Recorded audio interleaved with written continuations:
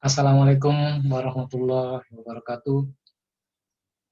Semangat pagi, salam sejahtera bagi kita semua. Alhamdulillah, puji dan syukur kita panjatkan kehadirat Allah Subhanahu wa taala, Tuhan semesta ini, Tuhan yang telah menciptakan kita, yang telah menciptakan alam semesta ini, yang mengatur, mengurus, yang akan mematikan kita, memberikan kita rezeki, mendatangkan penyakit, memberikan kesembuhan, kemudian memberikan jodoh, rizki, anak, keturunan, pekerjaan, penghasilan, apapun yang kita inginkan, dan kemudian juga Allah yang akan mematikan kita, kemudian pada akhirnya membangkitkan kita kembali di padang mahsyar dan akan memintai pertanggungjawaban kita selama kita hidup di dunia sepanjang umur kita, pada saat kita mulai akil balik, di mana sudah mulai berlaku hukum halal haram pada diri kita sampai kita diwafatkan oleh Allah Subhanahu wa taala. Sahabat semua, saya ingin mengajak diri saya sendiri dan juga sahabat semua pada pagi hari ini agar kita merenung. Terlalu banyak yang kita dengar, kita lihat, kita rasakan pada akhir-akhir ini mengenai COVID-19. Satu persatu orang-orang terbaik, orang-orang yang menurut kita baik, pergi meninggalkan kita, dipanggil oleh Allah Subhanahu wa taala. Pagi-pagi masjid sudah mengumandangkan kalimat Inna lillahi wa inna ilaihi raji'un, telah meninggal Fulan bin Fulan pada hari ini jam sekian, tanggal sekian, dan akan dikebumikan di tempat tersebut. Sahabat semua, saya ingin mengajak kita semua untuk merenung. Sebenarnya apa sih tujuan hidup kita? Dan apa yang harus kita lakukan di dunia ini? Kemudian bagaimana kunci sukses supaya kita hidup bahagia di dunia dan akhirat? Tentunya banyak perspektif ya. Tentunya banyak perspektif, banyak persepsi, banyak cara pandang, opini, dan lain sebagainya dari sahabat semua yang ibaratnya adalah sukses di dunia dan di akhirat ini adalah titik tengah center. Kemudian persepsi ataupun juga perspektif adalah sudut pandang kita, yang kita bisa melihatnya dari sudut pandang sebelah barat, timur, barat, utara, dan lain sebagainya. Nah, saya sebagai seorang muslim yang percaya bahwa penguasa semesta di alam ini adalah Allah Subhanahu wa taala sebagai Tuhan satu-satunya yang berhak kita sembah, yang kita ibadahi, yang kita ikuti perintahnya, dan kita jauhi larangannya.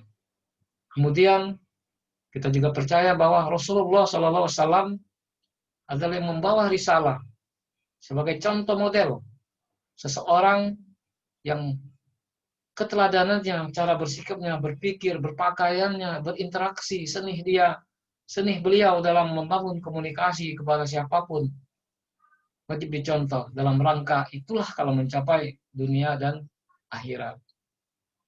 Kesuksesan dunia dan akhirat. Islam sudah mengajarkan bahwa kita diciptakan di dunia ini tidak lain adalah untuk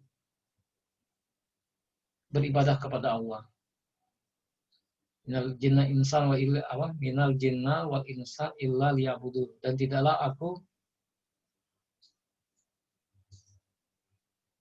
ciptakan jin dan manusia kecuali hanya untuk beribadah kepadaku. Jadi disitulah tujuan kita untuk hidup di dunia ini. Banyak sekali buku-buku yang membahas apa tujuan kita, buku-buku pengembangan diri yang sudah sangat tidak asing lagi bagi kita semua. Sampai suatu ketika, sampai suatu masanya dan saat ini yang saya lakukan adalah saya ingin mengajak kepada kita semua.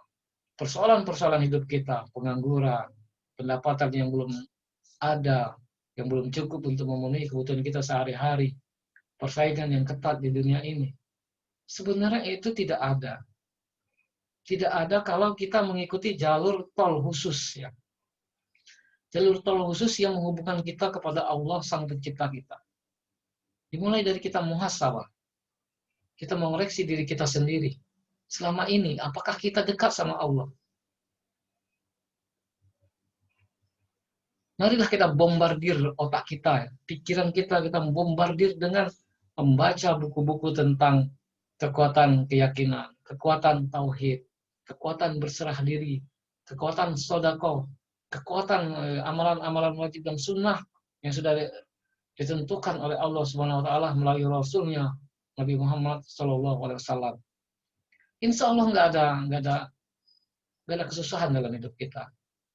Di sana sudah ada semua. Kalau kita lagi kesusahan, kita berdoa, sabar, minta sama Allah. Dan mintalah hanya kepada Allah, nggak usah ke manusia.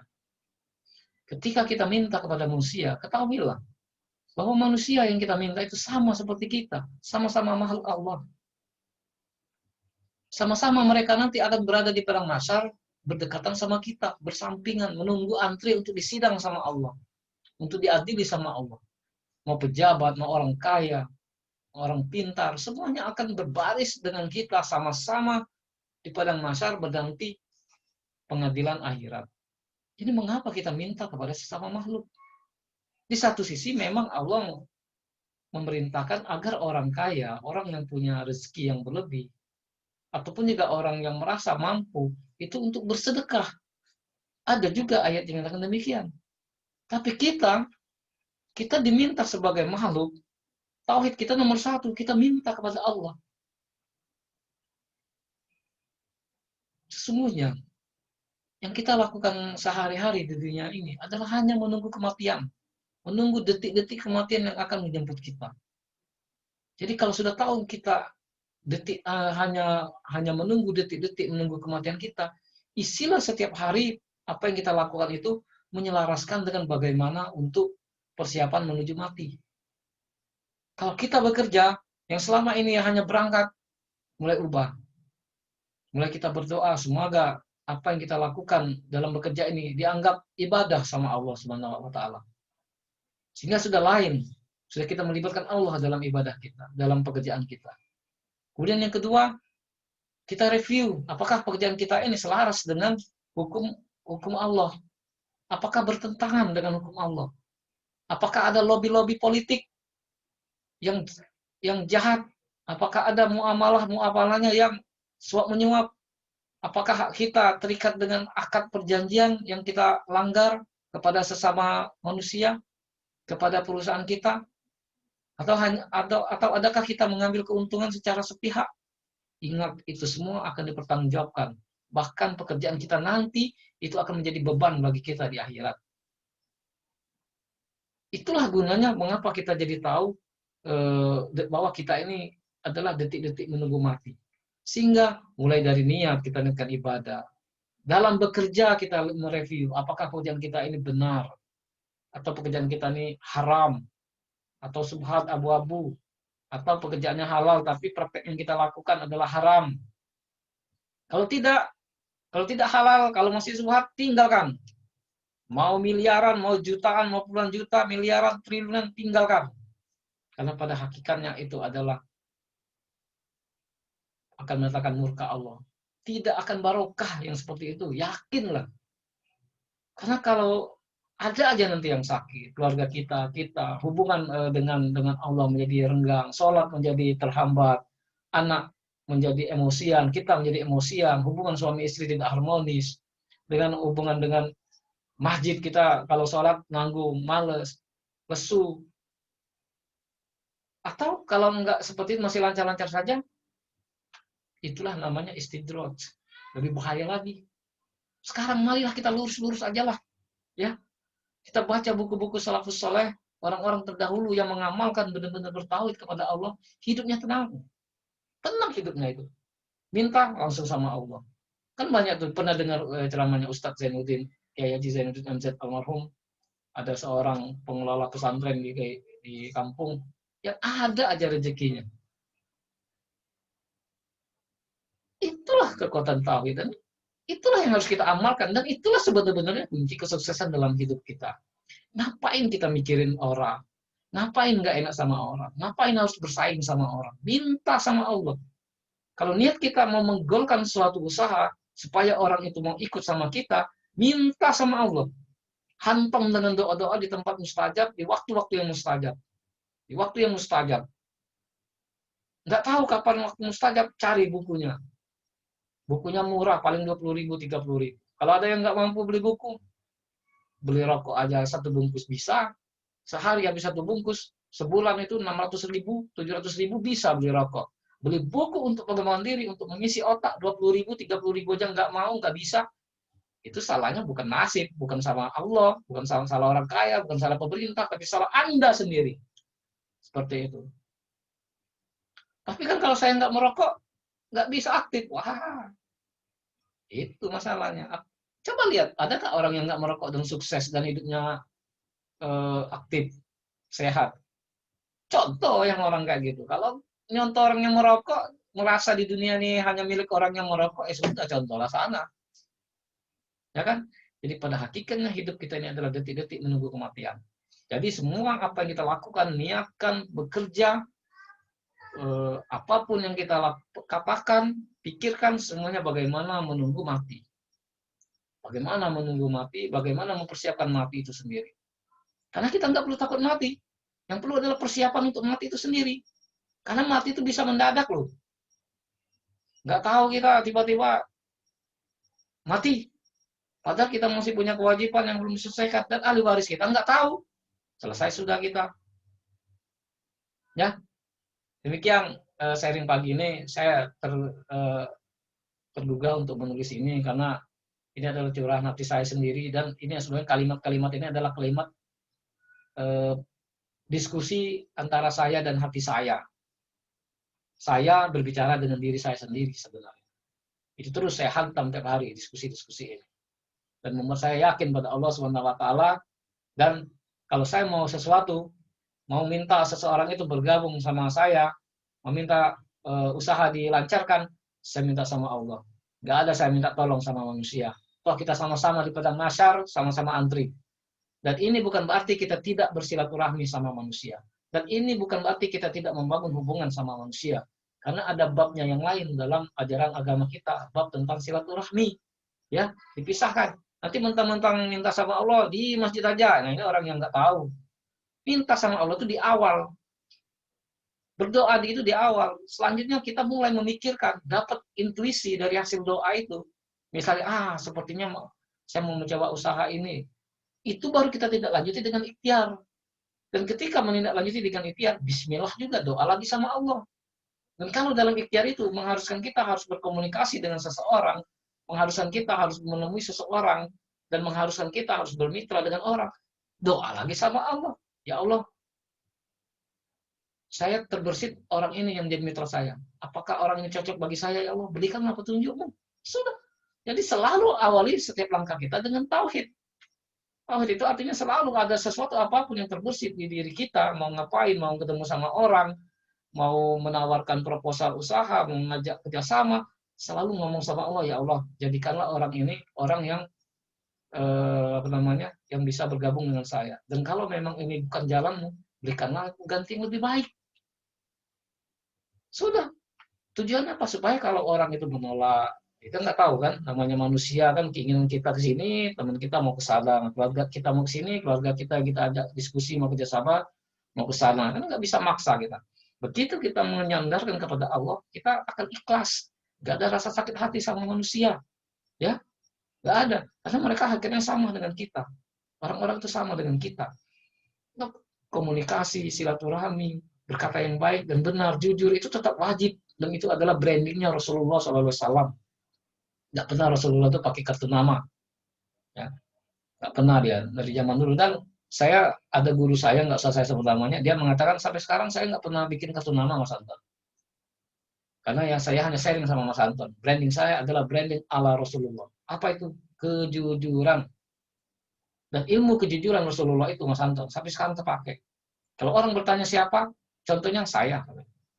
Saya nggak pakai kartu nama, tapi begitu dari mulut ke mulut, ikhlas melayani, hanya mengharap ridho Allah Subhanahu wa taala. insya Allah rezeki itu nggak akan kemana. Karena kita di dunia ini, beliau mengatakan, hidup berdasarkan hukum Allah, bukan hukum manusia. Kalau hukum manusia menyatakan wajib bikin brandy, kartu nama, dan lain sebagainya. Tapi kita hidup di hukum Allah. Hukum Allah itu apa? Kalau mau kita berkah, usaha kita barokah dan lain sebagainya, pertama kali kita minta sama Allah. Hantam dengan ketika tahajud, sedekah berbanyak, silaturahmi dengan orang tua, santuni anak yatim, hingga rezeki akan ngalir sendiri. Nggak tahu dari mana. Tauhid itu ilmu yang sesungguhnya. Jadi kan di mana di situ? Jadi ilmu kartu nama, personal branding itu ibaratnya ilmu teknikal yang 5%-nya.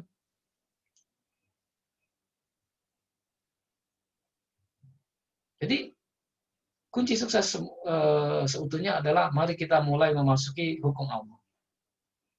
Minta kepada Allah. Berdoa kepada Allah agar diberikan pekerjaan yang sesuai dengan hukum halal, hukum yang Allah ridhoi. Dan dalam bekerja itu kita masih bisa sholat 5 waktu, tidak ketinggalan, selalu di awal waktu, berjamaah di masjid. Kita punya waktu untuk mengaji. Ingat ya, mengaji dalam arti menghafal Al-Quran beserta tajwidnya, bila perlu artinya, supaya kita meresapi begitu kita sholat. Surat Al-Fatihah itu Alhamdulillahirrahmanirrahim. Bismillahirrahmanirrahim. Alhamdulillahirrahmanirrahim. Segala puji bagi Allah, Tuhan semesta alam. Ayat kedua, Ar-Rahmanir-Rahim, yang maha pengasih lagi penyayang. Kalau kita tahu itu semua, merinding kita sambil sholat itu. Nggak ada cepat-cepat. Maliki Yaumiddin, yang menguasai hari pembalasan. Tambah merinding lagi kita. Baru surat Al-Fatihah, belum baca yang doa-doa yang lain. Iyyaka na'budu wa iyyaka nasta'in. Nah, inilah kalimat tauhid sesungguhnya. Hanya kepada Engkaulah kami beribadah dan hanya kepada Engkaulah kami memohon pertolongan. Itulah doa Al-Fatihah. Surat Al-Fatihah, doa semua isinya kan. Merinding kita, hanya kepada Engkaulah kami beribadah, menyembah, dan hanya kepada Engkaulah kami mohon pertolongan. Ihdinas siratal mustaqim, tunjukilah kami jalan yang lurus. Yaitu jalan yang engkau beri nikmat kepada orang-orang sebelumnya, bukan orang yang engkau murkai dan bukan orang-orang yang zalim. Keren sekali kan, baru itu doa iftitah. Belum lagi kita kalau sami Allahu liman hamidah, Allah mendengar orang yang memujinya. Semua itu diskusi kita dengan Allah, itu baru dari sholat. Belum dari amalan-amalan ibadah yang lain. Itu kalau kita mengerti. Tapi pertanyaan kita muncul, tapi saya nggak tahu. Nah, kita nggak minta. Pernah nggak kita minta kepada Allah agar mengerti Al-Quran dalam doa kita? Nggak ada. Kalau pernah sedikit. Yang kita minta adalah rezeki, bagaimana untuk besok makan segala macam. Tapi begitu tentang Al-Quran, tentang sholat, tentang agama kita, nggak pernah kita berdoa yang benar-benar. Doa kita mau doa yang cepat aja. Minta diberi kebahagiaan, kesehatan, kayak gitu. Tapi bagaimana cara kita menghafal Al-Quran? Dipertemukan dengan guru-guru yang menghafal tajwid, yang bisa mempelajari Al-Quran, membacanya dengan tajwid. Kita jarang minta seperti itu. Corona sekarang, dianggap pandemi, kita minta sama Allah, ya Allah, saya tahu pandemi Corona ini adalah takdirmu. Tapi saya minta, ya Allah, saya yakin kepadamu bahwa Engkaulah yang memberi hamba rezeki. Bukan makhluk yang lain. Karena itu, ya Allah, saya percaya, kalau Engkau menciptakan hamba, Engkau pasti memberikan hamba rezeki. Dan Engkau melebihi kasih sayang melebihi orang tua ibu saya kepada saya. Sabar kita, tenang. Jadi di mana hidup yang repot-repot yang kayak gitu? Kalau kita sudah tahu kunci. Ini adalah perkataan saya kepada diri saya sendiri dan terus saya katakan kepada diri saya sendiri. Ya, bukan untuk teman-teman semua. Tapi mengapa saya share? Saya nggak tahu. Saya terdidik juga untuk share sama-sama bahwa kunci hidup kita di zaman sekarang, di zaman penghujung akhir zaman ini adalah tauhid. Tauhid membuat kita tenang. Hanya dengan mengingat Allah lah hati kita menjadi tenang. Kita nggak ada berlomba dengan orang lain. Yang kita lakukan adalah tiap hari bagaimana mempersiapkan amal sebaik-baiknya, karena hidup kita adalah detik-detik menunggu kematian. Mati bukan sesuatu yang aneh, kenyataan. Yang menjadi PR besar bagi diri kita pribadi masing-masing adalah bagaimana mempersiapkan bekal untuk mati itu sendiri. Karena tidak akan balik lagi. Tidak ada ujian ulang. Dan kalau ada yang mengatakan tenang aja, kalau kita melakukan kesalahan, kalau kita Muslim pasti akan dikembalikan ke surga. Anda tahu berapa perhitungan hari dalam akhirat? Satu hari di akhirat sama dengan 1000 tahun di dunia. Dan bagaimana panasnya api neraka siksaan itu? Anda bayangkan aja kalau ada lilin, taruh telapak tangan Anda di atas, berapa lama Anda tahan di atas lilin tersebut. Dan lilin adalah selemah-lemahnya api. Kalau sudah seperti itu Anda merasa nggak mampu, stop. Ingat, hidup kita paling berapa lama sih? 50 tahun, 60 tahun, 70 tahun, 80 tahun, mati. Masa kita korbankan yang abadi, yang semuanya kenikmatan hidup tiada tara di sana dengan 50 tahun, 60 tahun, 70 tahun. Bagi siapa saja teman-teman saya yang saat ini masih bekerja di lingkungan yang haram, stop. Bagi siapa saja yang melakukan pekerjaan yang haram, stop. Anda berdoa kepada Allah, tapi Anda makan dari yang haram, baju yang Anda pakai haram, anak dan istri Anda memakan makanan yang haram, neraka tempatnya. Itu ada hadisnya, saya lupa, tapi ada hadisnya, hadis sahih. Ya. Seseorang berdoa kepada Allah, tetapi makanannya haram, pakaiannya dibelikan dari pekerjaan yang haram, doanya tidak akan diterima dan tempatnya adalah di neraka. Jadi kalau kita sebenarnya berdoa tapi tidak diterima sama Allah, kita introspeksi. Apakah kita sudah dekat sama Allah? Apakah sudah melakukan amalan-amalan yang diperintahkan Allah? Dan apakah yang kita makan, yang kita pakai ini sehari-hari adalah berasal dari sesuatu yang halal? Kalau sudah dari yang haram, selesai, tinggalkan. Buang. Titik, nggak ada kompromi. Ya, demikian yang dapat saya sampaikan. Assalamualaikum warahmatullahi wabarakatuh.